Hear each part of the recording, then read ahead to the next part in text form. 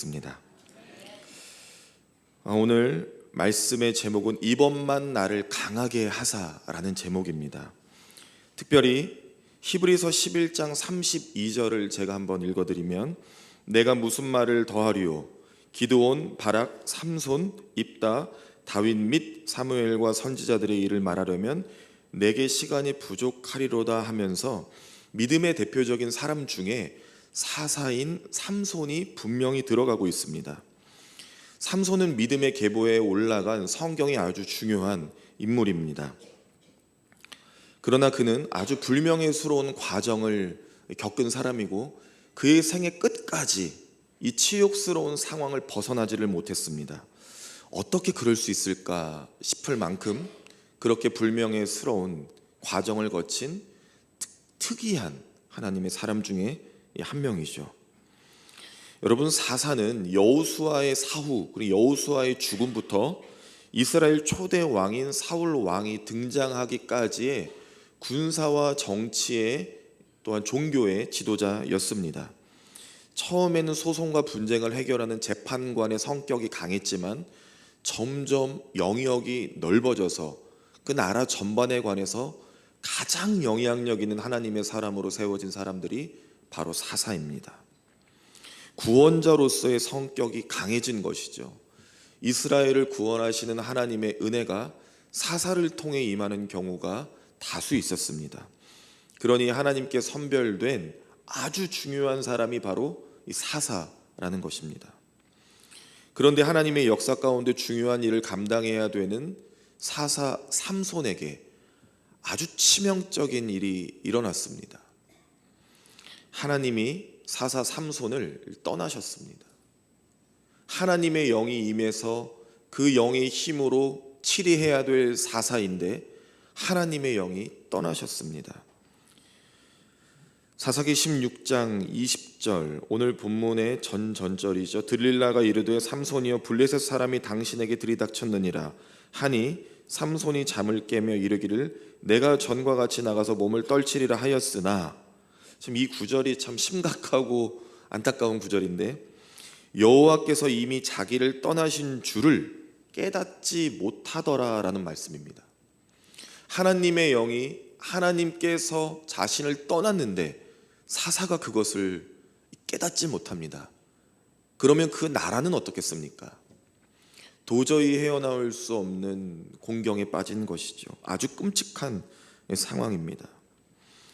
하나님의 떠나심을 느끼지 못한 사사, 뭐 더 볼 것 있겠습니까? 하나님의 백성을 지켜내야 될 사사가 블레셋에 사로잡혀 눈이, 여러분 잘 아시겠지만 눈이 뽑힙니다. 게다가 옥에 갇혀서 맷돌을 돌리는 신세로 전락합니다. 22절, 오늘 본문 바로 전절입니다. 삼손이 자신의 힘의 원천이라고 생각했던 머리털이 밀리고 아주 볼품없는 모습으로 그렇게 최악의 상황을 가고 있는데, 성경은 그 끝절에 뭐라고 하고 있냐면 다시 자라나기 시작하다라는 표현이 있습니다. 머리털이 다시 자라나고 있었던 것입니다. 그런데 여러분, 하나님께서 삼손을 얼마나 사랑하셨는지 오늘 성경은 머리털이 자라나는 것으로 하나님의 사랑을 아주 인격적으로 표현하고 있습니다. 여러분, 삼손의 머리털이 자라나면 힘이 생길까요? 과연 삼손의 머리털 속에 힘이 있는 것일까요? 하나님이 그의 머리털에 힘을 주신 것이 아닙니다. 삼손 스스로 그렇게 생각한 것입니다. 머리에 삭도를 대지 않는 구별된 사람, 나시린으로 살아왔기 때문에, 그러한 하나님의 명령과 규율 가운데 살았기 때문에 당연하게 머리털에 힘이 있을 거라고 생각했을지도 모르겠습니다. 그럼에도 이렇게 연약한 존재인 삼손을 하나님께서는 포기하지 않으셨습니다.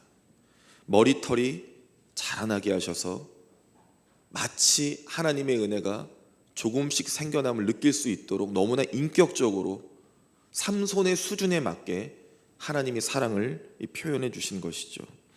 마른 땅의 새순이 돋음과 같이 그의 죽은 영성과 허락하신 사명을 조금씩 살려주고 있으셨다는 겁니다.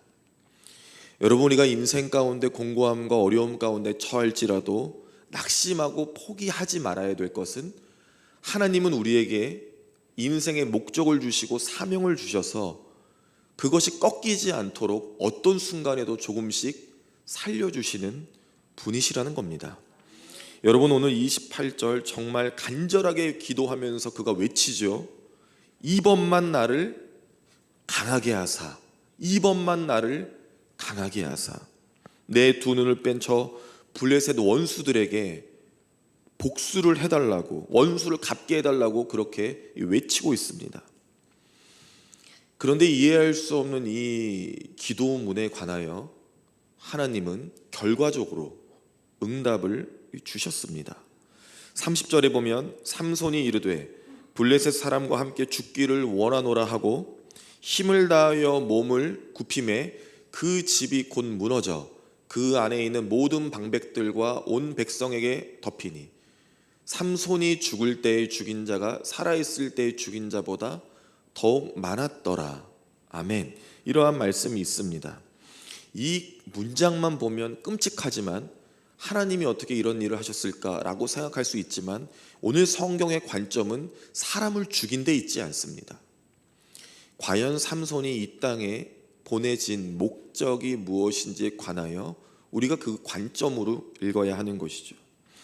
여러분, 삼손의 존재 이유는 블레셋에서 이스라엘을 구원하기 위함입니다. 그것이 사사기 13장 5절에 나오고, 비록 너무나 먼 길을 돌아서 치욕스럽고 불명예스러운 일 가운데 처했지만 하나님이 하실 일을 감당하는 그 마지막 끝, 그 삶을 살게 되었던 것입니다. 우리가 기억하기에 삼손은 믿음의 사람입니다. 오늘 히브리서 말씀도 분명하게 그는 믿음의 사람의 계보에 올려놓았습니다.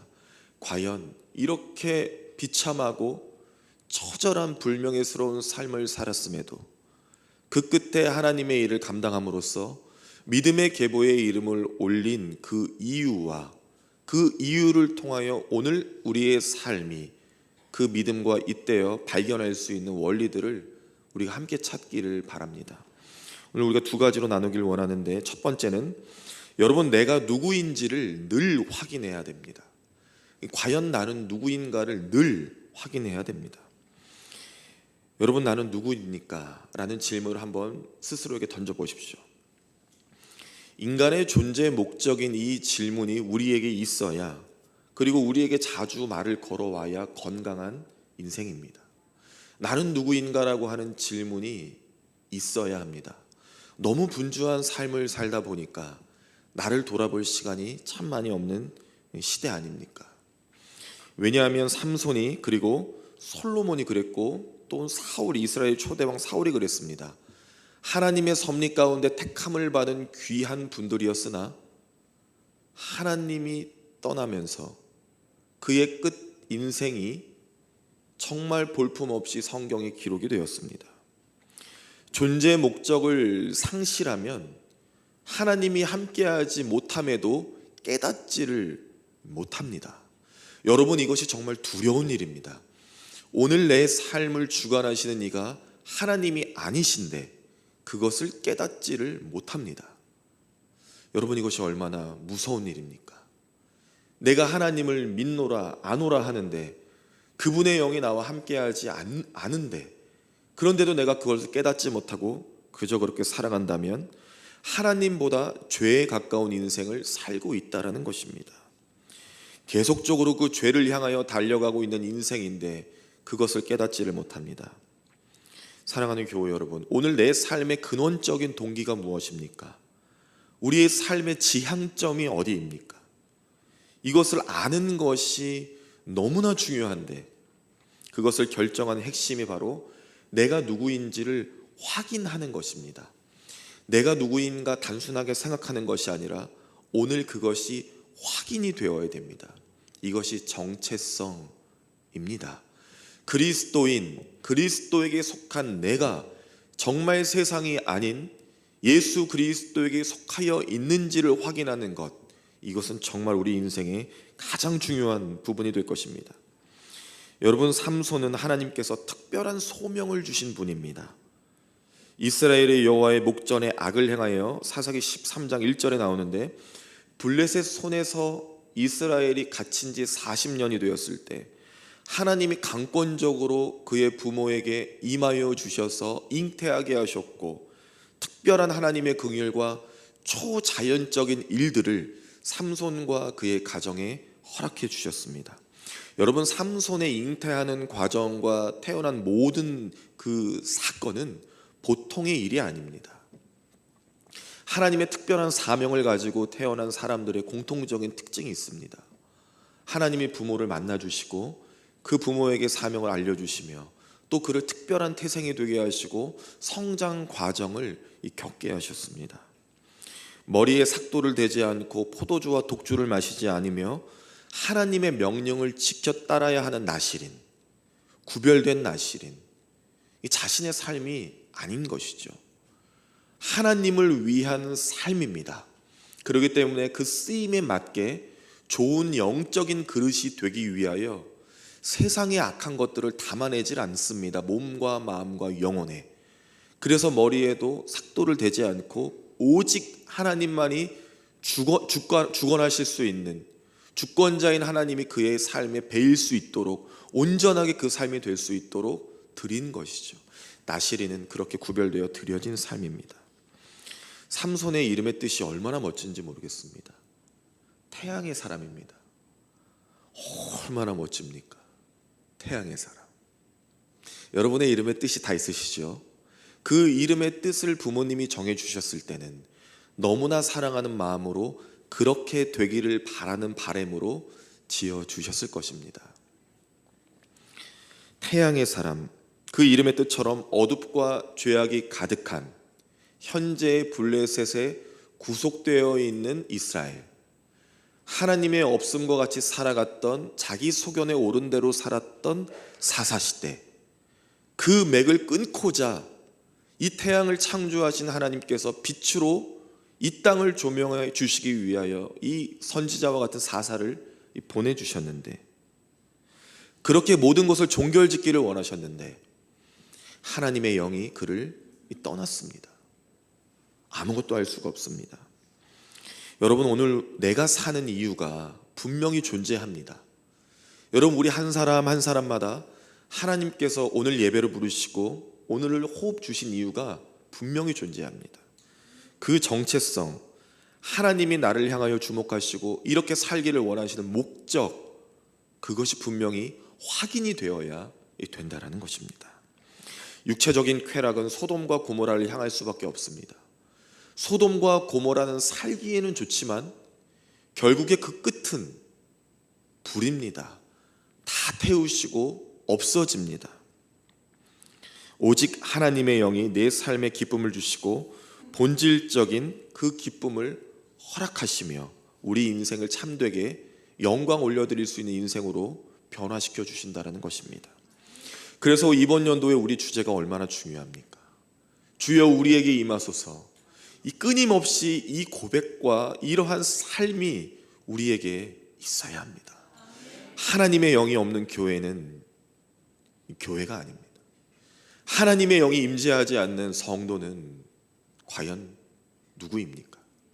하나님이 함께하지 않는 오늘의 내 삶은 무엇을 위한 삶이냐 말입니다.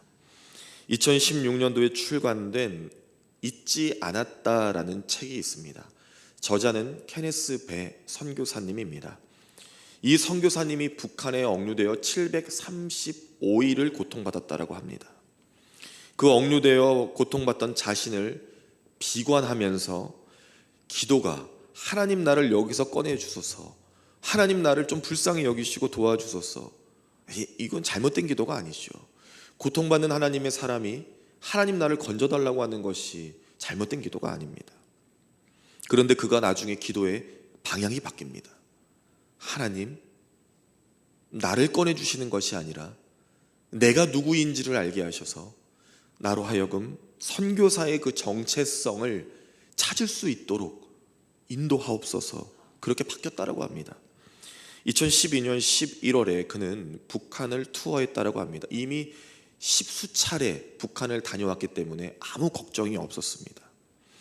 그런데 그가 한 외장 하드를 갖고 있었답니다.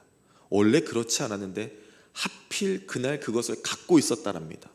그래서 붙잡혀서 반역죄라는 이름으로 15년 강제 노동형에 처하게 됩니다. 그리고 붙잡혀서 강제 노역을 하게 됩니다. 겉으로 보기에는 여행 사업가였지만 그의 실제는 목사였습니다. 그는 목사였고 선교사였습니다. 중국을 기반으로 북한 선교의 길을 열고자 계속 타진하고 있었던 상황이었습니다. 그리고 붙잡힌 것이죠. 그를 붙잡은 사람들이 그를 매일 조롱하며 그렇게 물었다라고 합니다. 너는 누구냐? 너 뒤에 배우가 누구냐? 너는 뭐 하는 사람이냐?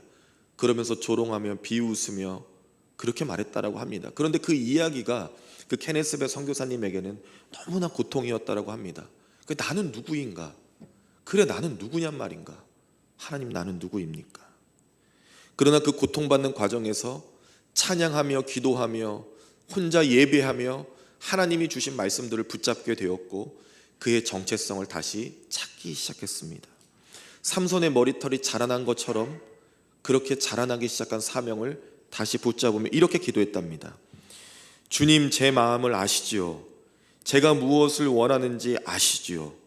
하지만 제 뜻대로 마옵시고 주님 뜻대로 하옵소서. 이곳이 제가 있어야 하는 곳이라면 당신의 뜻을 받아들이겠습니다 라고 기도가 바뀌며 그 간수들, 자신을 붙잡은 사람들에게 미국과 한국의 현실, 그리고 자신이 누구인지와 복음에 관하여 이야기하기 시작했답니다. 그렇게 선교사로서의 정체성을 찾을 즈음 국제사회의 촉구와 미국의 대통령까지 나서서 풀어줄 것을 요청하였고 결국에는 2년 만에 그 억류에서 풀려나 북한의 참담한 실상을 알리는 책을 잊지 않았다라는 책으로 써냈고 지금도 온 힘을 다하여 그곳을 위하여 선교에 매진하고 있다라는 내용입니다. 사랑하는 교우 여러분, 오늘 내 삶에 내가 누구인가가 확인되어질 때 상황과 역경을 오히려 넘어서는 그것을 풀어주시는 하나님을 경험할 수가 있습니다. 하나님께서는 우리를 포기하지 않으시고 삼손의 머리털이 자라나게 하시며 인격적으로 그를 만나주셔서 그에게 생기를, 그에게 소명을 다시금 자라나게 하시는 분이시라는 겁니다.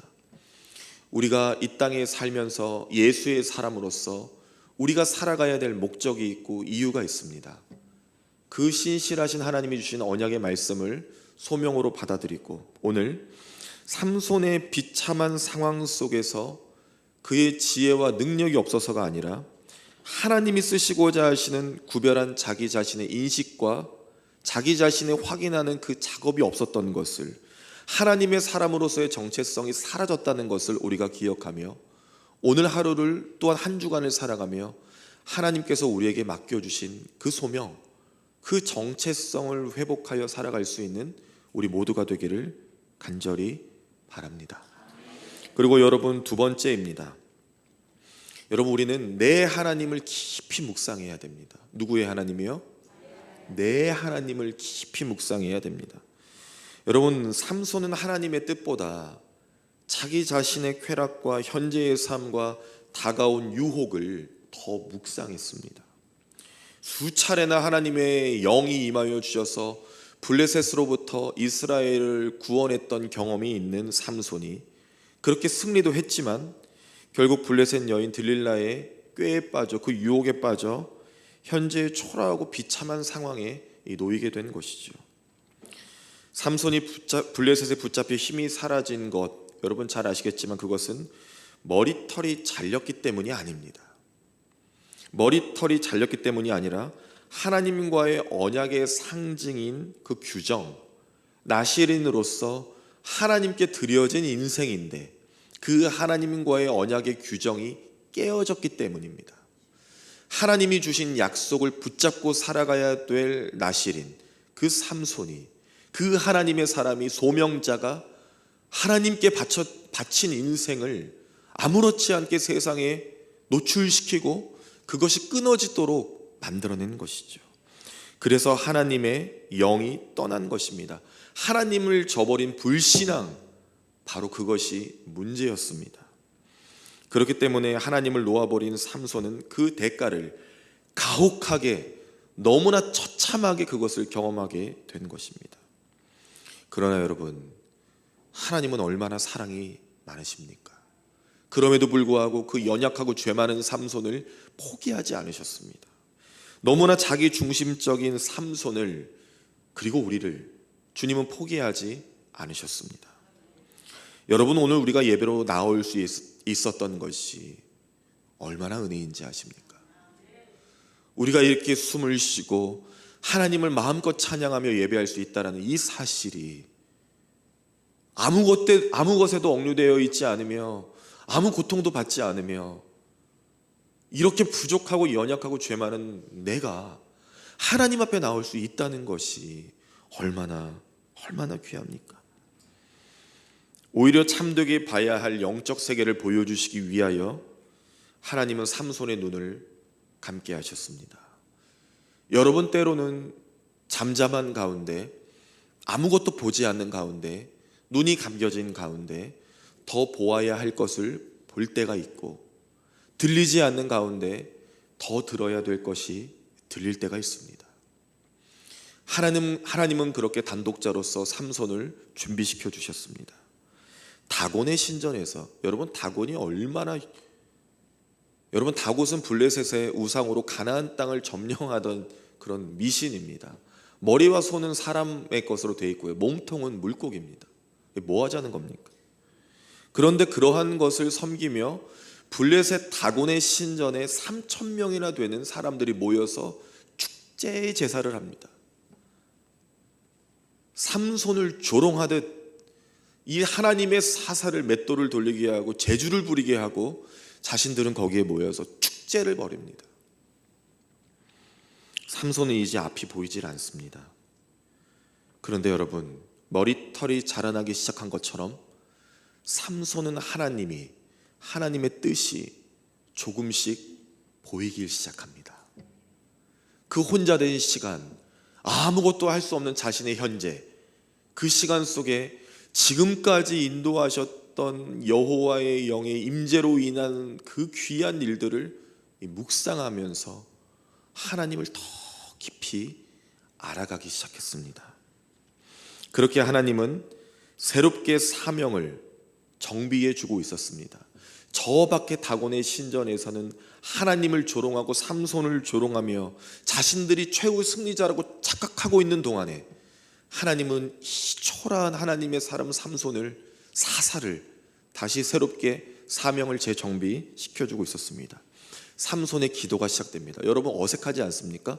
사사의 기도인데 왜 삼손의 기도라고 하면 이렇게 어색한지를 모르겠습니다. 하나님의 사람으로서의 정체성이 잘 드러나지 않아서 그렇습니다. 삼손의 기도. 여러분, 특별한 출생, 특별한 성장, 특별한 힘, 능력, 지혜를 가진 이 특별한 사람이라고 보여졌던 삼손이 이제는 없습니다. 하나도 특별할 것 없는 너무나 연약한 죄인의 모습만 있습니다. 하나님이 함께 계셔야, 그분의 영이 임해야 여러분 특별한 사람으로 살 수가 있는 것입니다. 여러분은 모두 정말 특별한 분입니다. 예수님이 십자가에 달려 죽으심으로 구원해 주신 너무나 특별한 존재들입니다.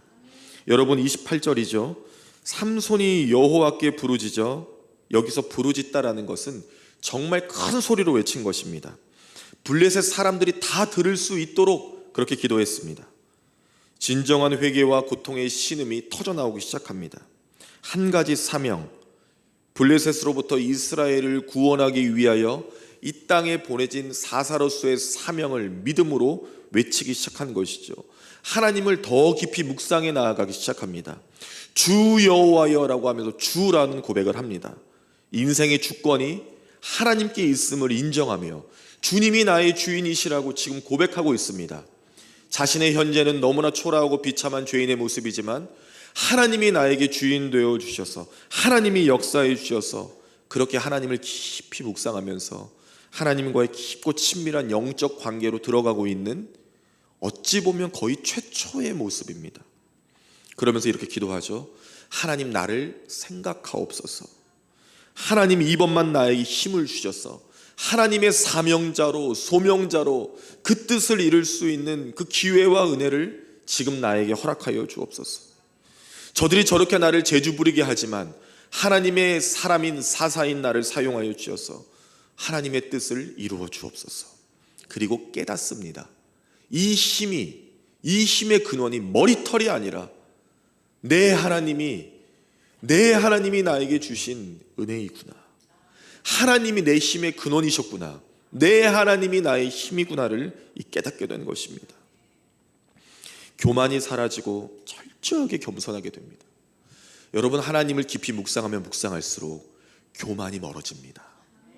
하나님이 나의 주인이시기 때문에 그 하나님의 영이 임하면 겸손할 수밖에 없습니다. 하나님 앞에 겸손하면 하나님의 말씀이 들리고 하나님의 영이 우리 안에서 일하기가 너무 편하십니다. 그렇게 하나님의 사사로서 하나님의 능력을 공급받고 다시 하나님의 사사로 돌아오는 것이죠. 너무 긴 시간을 돌아왔습니다. 너무 비참한 모습입니다. 그러나 중요한 것은 그 삶의 형태나 모습과 비참함이 아니라 하나님의 영이 떠나셨다가 하나님의 영이 임재하셨다라는 것입니다. 그것이 이 나라와 우리 민족, 한국 교회와 사랑하는 우리 남부 교회와 우리에게 필요한 일이 아니겠습니까? 하나님의 영이 임하셔야 합니다. 사랑하는 교우 여러분, 삼손이 원수를 갚게 해달라고 한 것은 개인적인 복수가 아닙니다.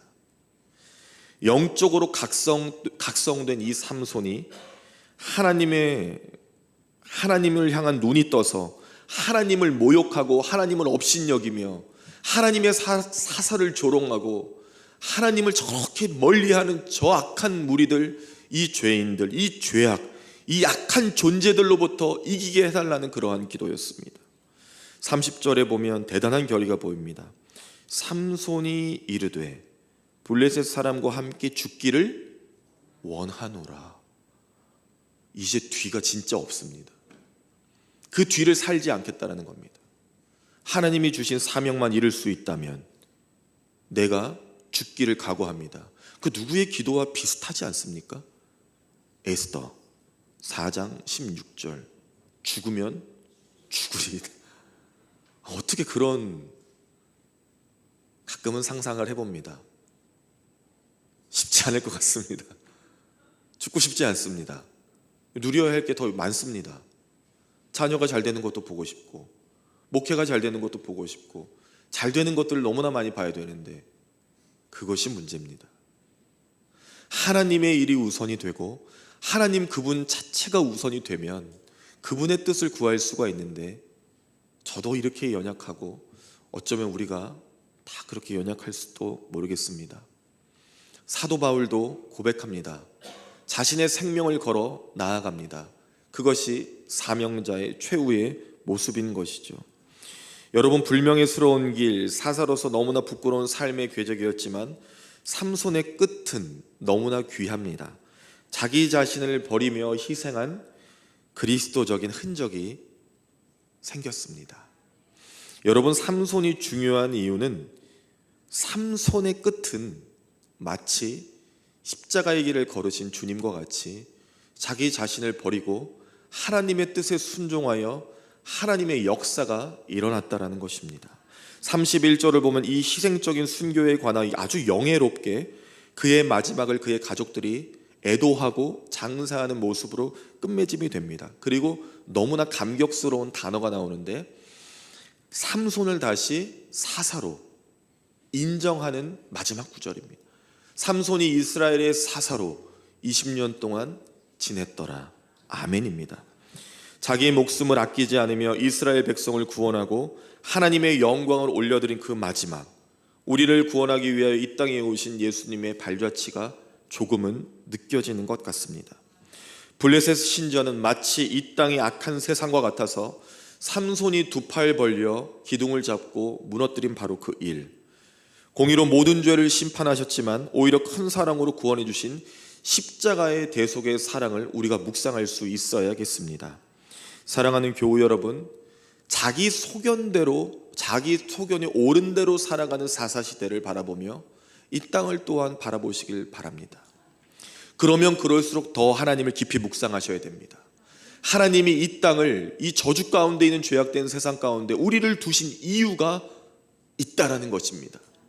이번만 강하게 하사, 이번만 강하게 하사 새 역사를 만들어낸 삼손과 같이 우리의 삶에 누려야 될 것들을 보는 소돔과 고모라를 향한 눈이 아니라 하나님의 새 역사를, 하나님이 나를 이 땅에 보내신 이유를 더 볼 수 있는 그런 사명의 눈과 관점을 지닌 하나님의 사람으로서 이번만 나를 강하게 하사라는 그 주제가 매일의 삶의 주제가 될 수만 있다면 하나님이 얼마나 놀랍게 우리를 사용하시겠습니까? 사랑하는 교우 여러분, 저는 기도할 때마다 두렵습니다.